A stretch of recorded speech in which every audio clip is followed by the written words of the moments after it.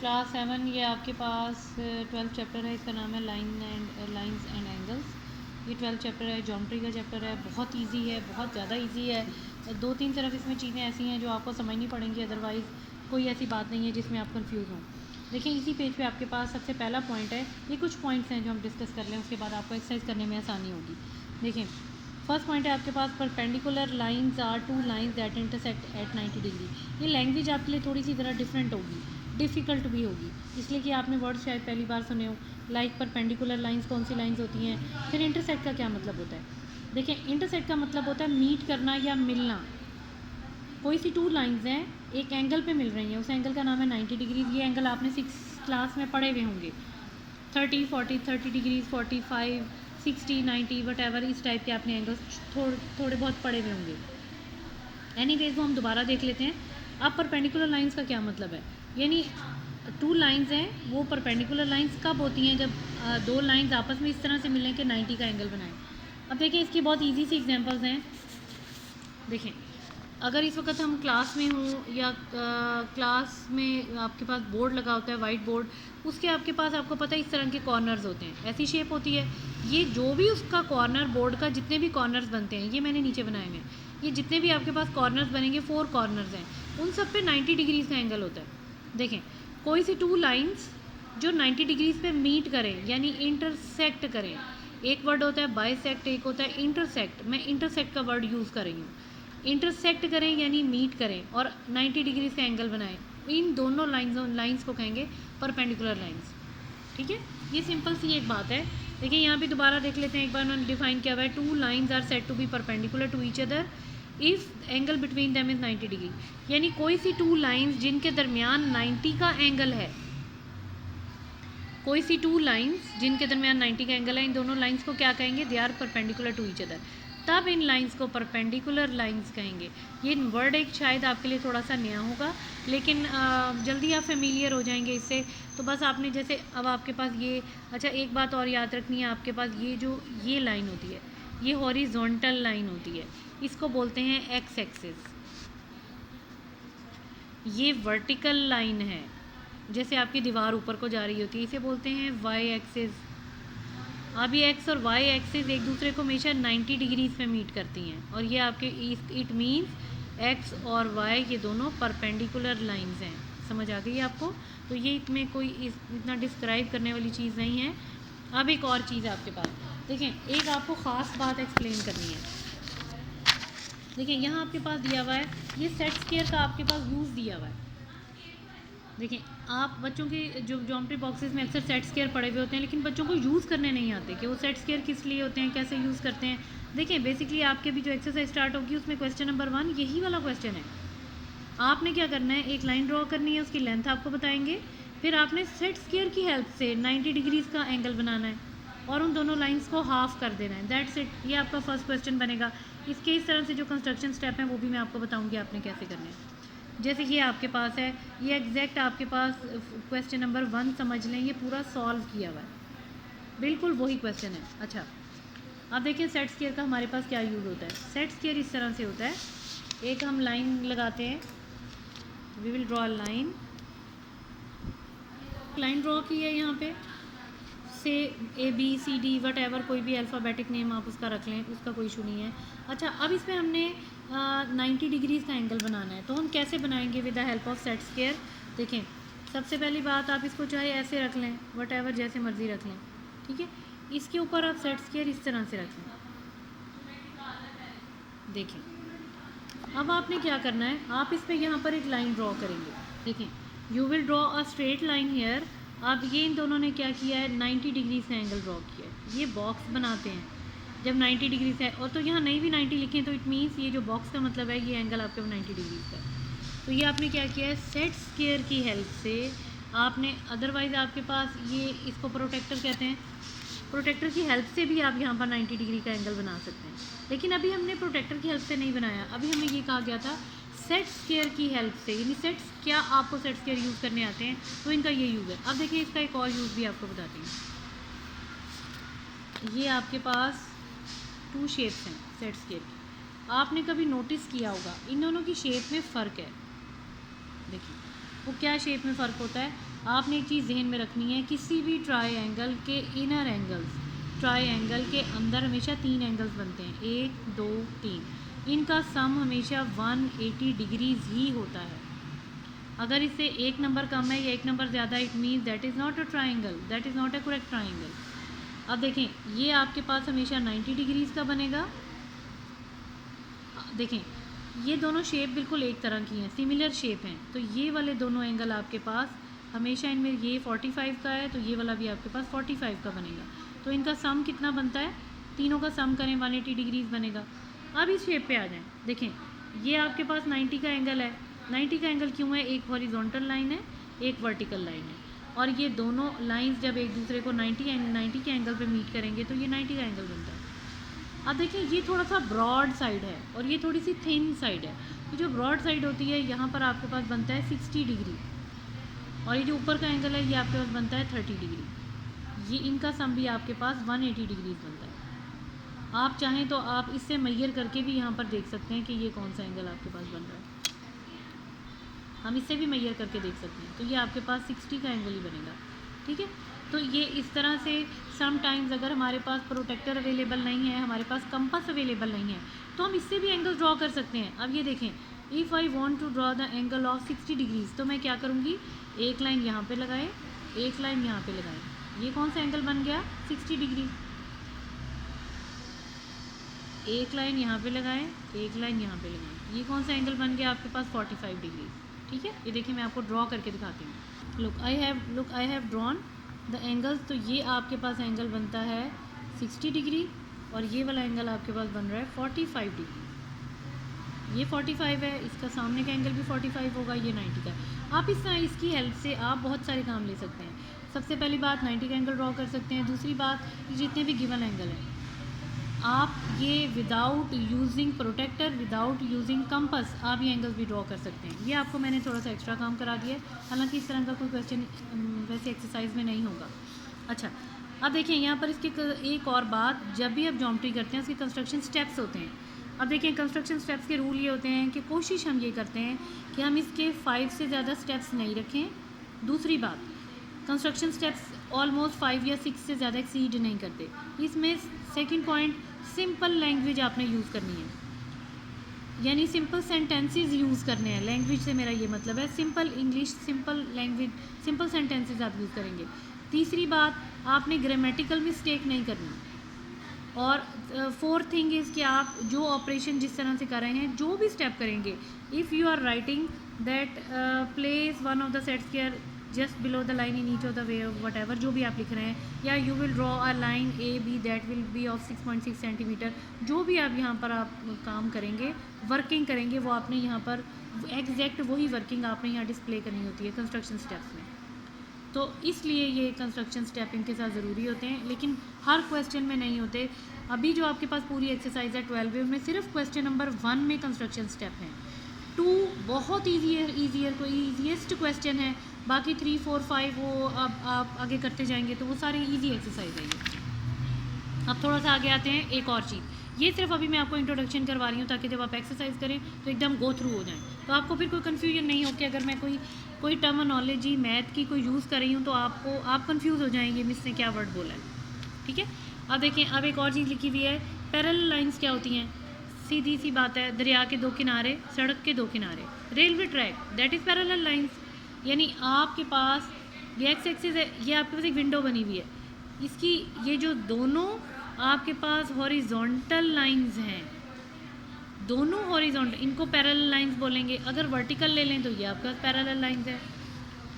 Book shelf में देख लें, ये आपके पास पैरेलल लाइंस हैं। कॉर्नर आपके पास पैरेलल लाइंस है। अगर आप हॉरिजॉन्टली ले लें, ये आपके पास पैरेलल लाइंस हैं। That's it. यहाँ भी ये लिखा है, 2 lines which have the same distance between them and do not intersect are called parallel lines. यानी उनको आगे जाके कहीं, यानी फ़र्ज़ कर लेते हैं अगर आपके पास एक लाइन आपके पास बिल्कुल स्ट्रेट है और दूसरी लाइन आपके पास थोड़ी सी आगे को टिल्ट हो रही है, उससे क्या होगा, किसी ना किसी पॉइंट पे आगे जाके ये दोनों लाइंस मीट कर जाएंगी। These are not parallel lines. Parallel lines ये होती हैं जिनका इक्वल डिस्टेंस बिल्कुल सेम होता है, और जो आगे इसी तरह चलते रहते हैं इनको पैरेलल लाइंस बोलते हैं। अब इसमें होपफुली कोई ऐसी टफ चीज़ नहीं थी। एक और थर्ड पॉइंट है, देखिए, ये आपके पास है ट्रांसवर्सल। ये एक वर्ड यूज़ होगा, इसमें कंफ्यूज होने की ज़रूरत नहीं, ये क्या वर्ड है, बहुत इजी सी चीज़ होती है। देखें कैसे आपके पास there are two parallel lines, और कोई एक लाइन अगर इनको क्रॉस कर जाए, स्ट्रेट लाइन ऐसे क्रॉस कर जाए, सीधी क्रॉस कर जाए, इस साइड पे क्रॉस कर जाए, थोड़ी और आप टिल्ट कर दें, ठीक है, इस लाइन को हम बोलते हैं ट्रांसवर्सल। अब इसमें कोई ऐसी बात नहीं है जो आपको समझ नहीं आए, ये आपके पास दैट्स इट। इतनी आसान सी चीज़ है कि पैरेलल लाइंस को जो लाइन कट करे उसे क्या बोलते हैं, ट्रांसवर्सल लाइन, दैट्स इट। ये इतना इजी सा है। अब आगे देखते हैं। अब आपके पास आगे 3-4 कुछ ऐसे पॉइंट्स हैं जो आपको बस वही समझने हैं, फिर हम डायरेक्ट एक्सरसाइज पे आ जाएंगे, ठीक है। Let me prepare a page. देखें अब आपके पास पहला पॉइंट है एक्सटीरियर एंगल और इंटीरियर एंगल्स। एंगल की बात हो रही है, ये कौन सी मुश्किल बात है। देखें एक्सटीरियर कहते हैं बाहर वाला एंगल, इंटीरियर कहते हैं अंदर वाला एंगल। अब ये अंदर बाहर कैसे, ये देखिए ये आपके पास पैरेलल लाइंस हैं, ये एक ट्रांसवर्सल ने इसको कट किया। अब देखें ये आपके पास जितने बाहर की साइड पे एंगल्स बनेंगे, ये आपके पास बाहर की साइड पे जितने एंगल बन रहे हैं, ये आपके पास कौन से एंगल हैं, obviously these are exterior angles, ये एक्सटीरियर एंगल्स हैं, ठीक है। अब देखें again I am drawing two parallel lines, ये आपके पास ट्रांसवर्सल है। अब ये जो आपके पास अंदर की साइड पे एंगल बनेंगे, जाहिर सी बात है इन एंगल्स को हम क्या बोलेंगे, इंटीरियर एंगल। ये आपके पास इंटीरियर एंगल्स हैं, तो इसमें कंफ्यूज नहीं होना। एक्सटीरियर एंगल कौन से हैं, आपके पास पैरेलल लाइंस के बाहर की साइड पे जो एंगल बनेंगे दोज आर एक्सटीरियर एंगल्स, जो अंदर की साइड पे बनेंगे इंटीरियर एंगल्स, दैट्स इट। ये इतना सिंपल है। ये हमने एक पॉइंट किया है। अब ये आपके पास 4 to 5 कुछ पॉइंट्स हैं। ये थोड़ी सी टर्मिनोलॉजी होती है ज्योमेट्री की, आप समझ लेंगे, आपको ज्योमेट्री लाइफ में कभी टफ नहीं लगेगी। चलें अब एक और काम करते हैं। अब यहाँ पर हम एक और पॉइंट है, वो आपके पास है कॉरस्पॉन्डिंग एंगल्स।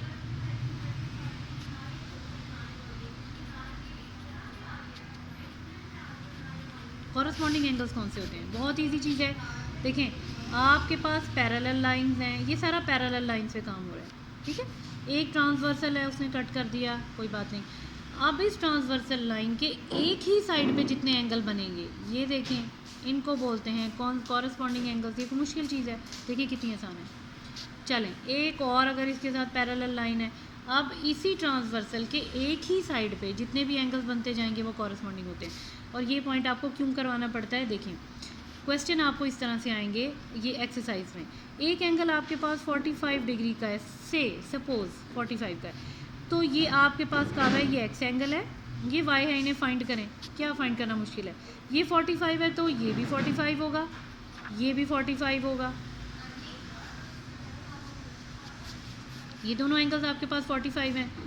ये अब रीज़न देंगे। पहली बात आपको तो पता है corresponding angles always they are always same, corresponding angles आपके पास सेम होते हैं, लेकिन आपको तो पता है, लेकिन आपने रीज़न क्या देनी है, ज्योमेट्री में आपको रीज़न देनी पड़ती है।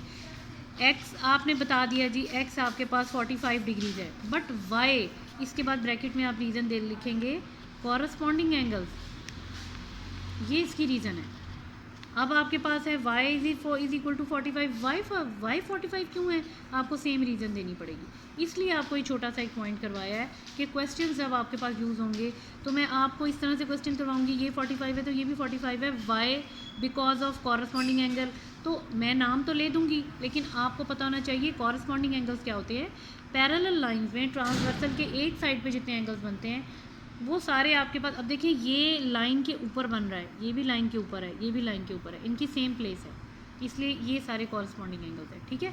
ये पॉइंट आपने बहुत ध्यान से जहन में रखना है, बिल्कुल मुश्किल नहीं था, बहुत आसान था। अब देखें एक और है, अब एक और चीज़ है, उसे बोलते हैं वर्टिकल एंगल्स। वर्टिकल एंगल्स उससे भी ज़्यादा आसान है।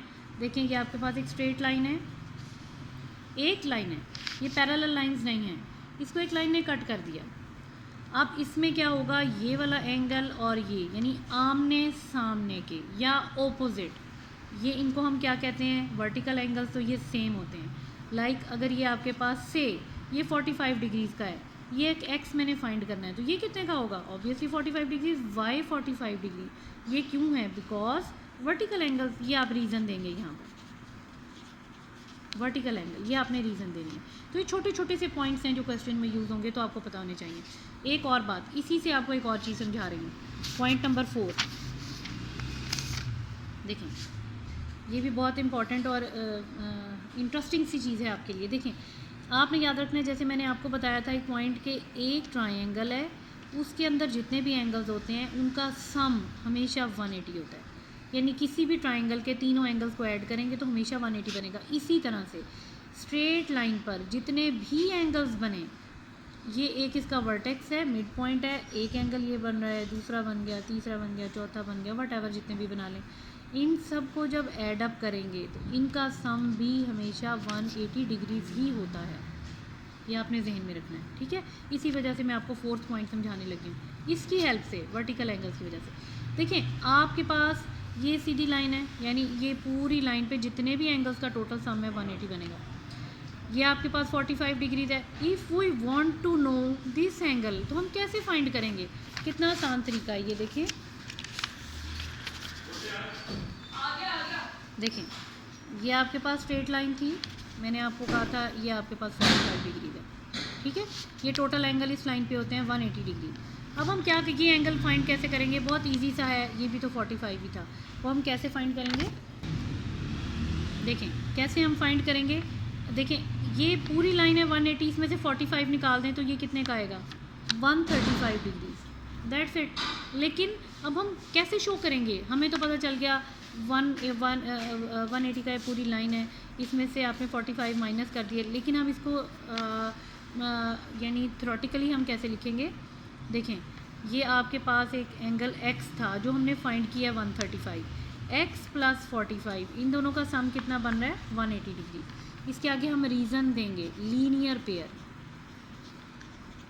बस ये पॉइंट आपको एक समझाने के लिए मैंने ये वाला काम किया है कि आपने ये कर लिया, x इधर ही आप रखेंगे, 180, 45 इस साइड पे आएगा, माइनस हो जाएगा 45, ये बनेगा 135 डिग्री। ये कोई मसला नहीं है, क्वेश्चन आपका सॉल्व हो गया।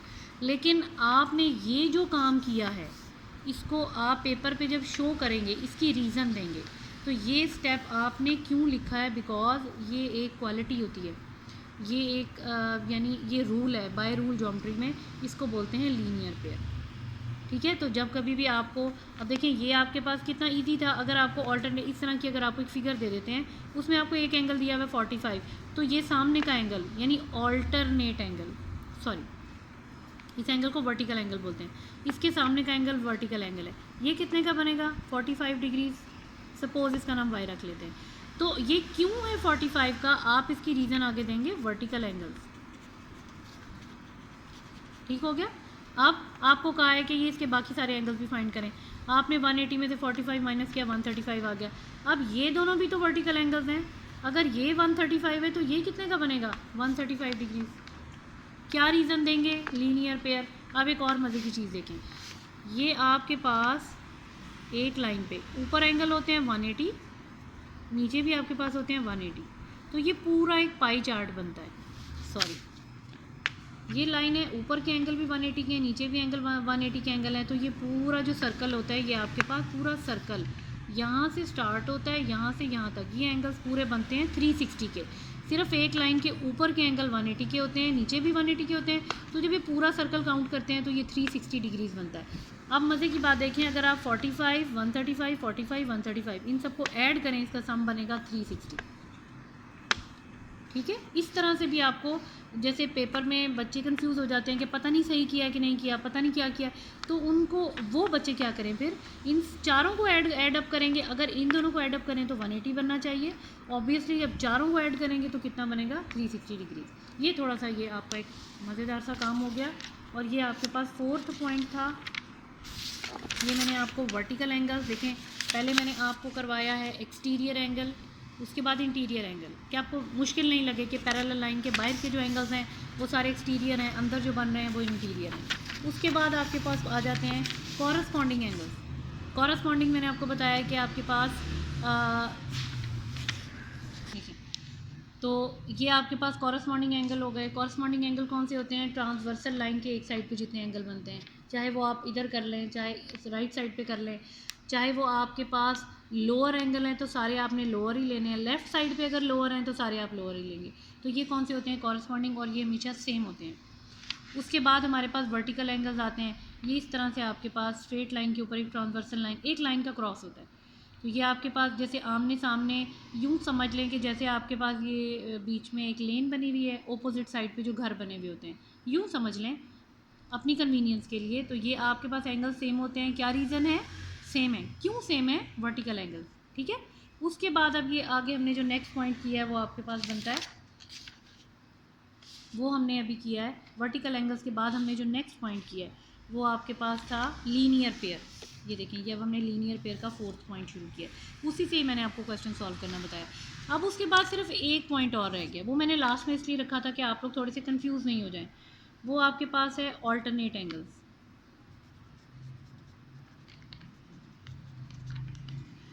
ये आज का समझा हुआ आपके 8th 9th 10th में बड़ी चीज़ें काम आएंगी। ये चारों चीज़ों में आपने फ़र्क रखना है। तो ये रिवाइज भी थोड़ा सा मैंने इसलिए किया है ताकि आप लोग कंफ्यूज नहीं हों।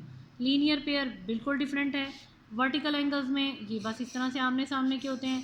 ये आपके पास कॉरस्पॉन्डिंग है। ये ट्रांसवर्सल लाइन के एक साइड पे एक ही तरफ जैसे एंगल बनते हैं वो सारे सेम होते हैं। ऑल्टरनेट का, ऑल्टर का मतलब ही है चेंज करना। देखें, ये कोई आपने कुछ ज़्यादा कंफ्यूज नहीं होना, पता नहीं क्या चीज़ है। ऑल्टरनेट एंगल देखें, 2 पैरेलल लाइन्स थी और एक ट्रांसवर्सल है। ऑल्टर का मतलब इसी लाइन पे अगर एक ही तरफ सारे एंगल बनेंगे उन्हें बोलेंगे कॉरस्पॉन्डिंग। लेकिन इसी लाइन के एक साइड पर एंगल है, एक दूसरी साइड पे, यानी ऑल्टर हो गई, साइड चेंज हो गई, इसे क्या बोलते हैं? Alternate angle. ये कौन सी मुश्किल बात है? देखें, अब अगर ये आपके पास 45 डिग्रीज है तो ये भी 45 डिग्रीज है। तो जब आप कहेंगे ना, आपको अगर इस एंगल का पता है और आपको कहा जाए you have to find the angle this one, तो आप कहेंगे कि ये वाले एंगल सेम है दोनों। If it is 45, it is a 45 degrees, तो ये भी 45 डिग्रीज का है।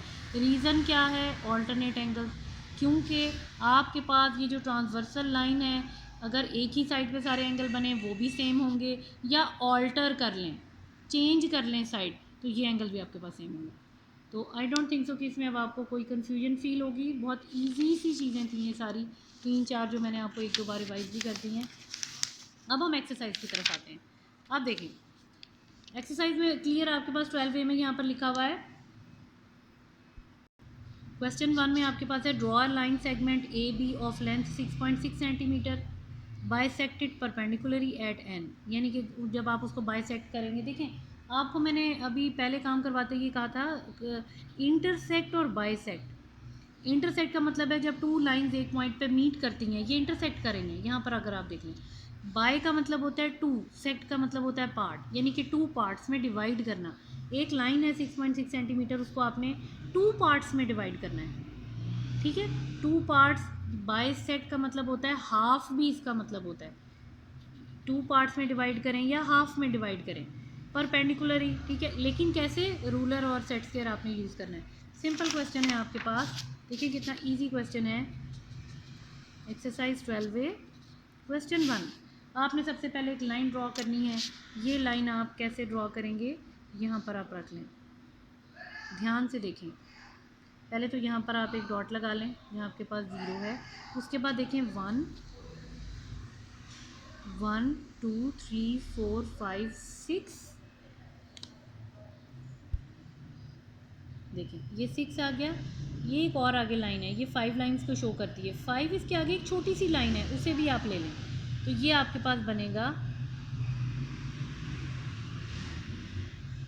ये आपके पास बनेगा 6.6।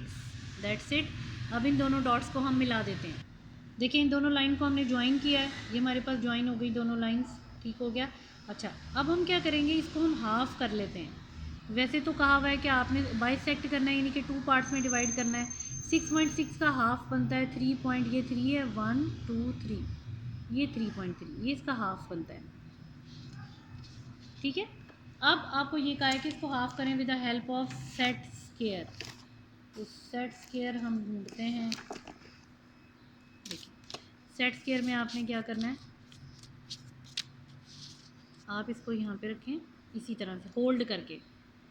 टाइटली होल्ड करें, ठीक है। उसके बाद इसको आप यहाँ पर ये जो मिड पॉइंट था यहाँ पे रखें, सीधी लाइन लगा दें। वही लाइन आप नीचे भी ड्रॉ कर सकते हैं। देखें अब मैं भी लाइन ड्रॉ करने लगी हूँ। देखें ये लाइन मैंने यहाँ पे ड्रॉ की है, और जब मैंने लाइन ड्रॉ की थी तो ये इसको मैंने सीधा लाइन एक स्ट्रेट लाइन नीचे ड्रॉ कर दी थी, ठीक है। अब ये आपके पास, और यहाँ क्वेश्चन में उन्होंने कहा है कि इस लेंथ का नाम आप ए बी रख लें, हम ए बी रख लेते हैं, हमें कोई इशू नहीं है। हमने ए बी रख लिया है। पूरी लेंथ 6.60 बाय सेक 2 पार्ट्स में डिवाइड किया है, तो हमने हाफ हाफ में डिवाइड किया है। दिस इज़ 3.3 cm, 3.3 cm, और टोटल लेंथ थी इसकी 6.6 cm। और आपकी बुक में ये कहा है कि जिस पॉइंट पे ये टू लाइंस मीट करती हैं, इनका नाम आप रख दें एन। इस पॉइंट का नाम आप, मिड पॉइंट का, जहाँ ये इंटरसेक्ट बाइसेक्ट करेंगे। इंटरसेक्ट का मतलब होता है मिलना, इंटरसेक्ट भी यही है, बाइसेक्शन पॉइंट भी यही है, तो हमने इसका नाम एन रखा है। अब इंपॉर्टेंट चीज़ याद आती है, ये तो हमने बना ली, इसमें कोई मसला नहीं है, ये तो आप 2 मिनट में बच्चे ड्रॉ कर लेंगे। इसके कंस्ट्रक्शन स्टेप्स देखें, ये यहाँ पर आ जाएं वापस, पेज नंबर 147। देखिए ये वही क्वेश्चन है जो हमने किया हुआ है, यही क्वेश्चन नंबर 1 था, ठीक है। या ये तो आपको शो किया हुआ है कि आपने इस तरह से सेट स्क्वायर रखना है, ठीक है। यहाँ पर अब आप देख लें, ये वही वाला क्वेश्चन है, इसका नाम ऊपर इन्होंने पी रखा हुआ है, हम भी पी रख लेते हैं क्योंकि बाद में हमें कंस्ट्रक्शन स्टेप में इस पॉइंट की ज़रूरत होगी। अब आपने क्या करना है, ये इसके जो 4 पॉइंट्स दिए हैं, वेट, अब एक इम्पॉर्टेंट चीज़ देखें, आपके पास 2 तरह के सेट ऑफ कंस्ट्रक्शंस हैं। एक आपके पास ये दिए हुए हैं, आप इसको फॉलो ना करें, थोड़े से ज़रा कॉम्प्लिकेटेड से हैं, हम इसको फॉलो कर लेते हैं। ऑल्दो ये बहुत इजी से सेट ऑफ आपके पास कंस्ट्रक्शन स्टेप्स हैं। बस इसमें थोड़ा सा चेंज यहाँ पर है कि यहाँ पर नेम्स चेंज है। आप पी की जगह यहाँ पर एन कर लें, और हमने यहाँ क्या रखा था पॉइंट का नाम, यहाँ पी रख लें, दैट्स इट। अभी आपके पास वही कंस्ट्रक्शन स्टेप में हम थोड़ा नाम चेंज कर लेते हैं। Place the ruler along A B के साथ सबसे पहले हमने एक स्केल रखा था, स्केल लिया था, या सेट स्क्वायर रख लें आप, ठीक है, कुछ भी आप रख सकते हैं। Place the set square with it shortest side along A be above the ruler. Shortest side पे रखने की ज़रूरत नहीं है, हम यहाँ पर रखेंगे विद देखिए हमने क्या चेंज किया है। देखिए हमने शॉर्टेस्ट साइड तो हमारे पास कोई भी नहीं थी, हमने तो एक मिडल में मिड पॉइंट निकाला था, ए बी का मिड पॉइंट लिया था। Place the set square in the middle of A be above the ruler, that's it. Middle में आप यहाँ पर सेट स्क्वायर हमने मिडल में रखा था, नीचे आप चाहे दूसरा सेट स्क्वायर रख लें या रूलर रख लें। Slide the set square firmly along AB until it stand vertically at the point P। कहने का ये मतलब है आपने सेट स्क्वायर को फर्मली, सख्ती से होल्ड करके रखना है जब तक ये पूरी अपनी लाइंस के ऊपर नहीं आ जाए, ठीक है। ड्रॉ रे पी क्यू नहीं थी, पी एन है यहाँ पे, ये हमारे पास पी एन है। Through P, not through N, with a sharp pencil. ये सिर्फ नेम्स मैंने आपको चेंज करवाए हैं। Remove the set square and ruler now P Q, sorry यहाँ पर पी क्यू नहीं बनता, हमारे पास पी एन है, that is perpendicular to A B. ये सिर्फ 2-3 नेम्स की जो चेंजेस थी वो मैंने आपको करवा दी हैं। बाकी ये कंस्ट्रक्शन स्टेप ईजीएस्ट हैं, शॉर्ट हैं, अप टू 5 हैं, ग्रामेटिकल मिस्टेक भी नहीं है, और आपको ईजीली लर्न भी हो जाएंगे, इसलिए मैंने ये प्रेफर किए। ये आपका क्वेश्चन नंबर 1 अब कंप्लीट हुआ। अब हम आते हैं क्वेश्चन नंबर 2 पे। क्वेश्चन नंबर 2 उससे भी ज़्यादा ईजी क्वेश्चन है।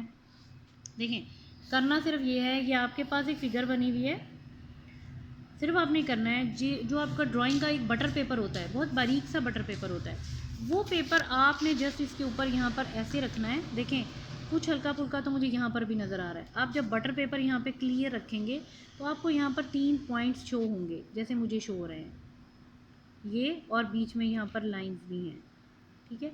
अब आपने सिर्फ ये करना है, इस तरह से आपने इसको ट्रेस करना है सिर्फ, और वही ट्रेसिंग पेपर आपने नीट कॉपी पे पेस्ट कर देना है, बस इतना सा काम है। इसके कोई कंस्ट्रक्शन स्टेप नहीं है, कुछ भी नहीं है। अब ये देखें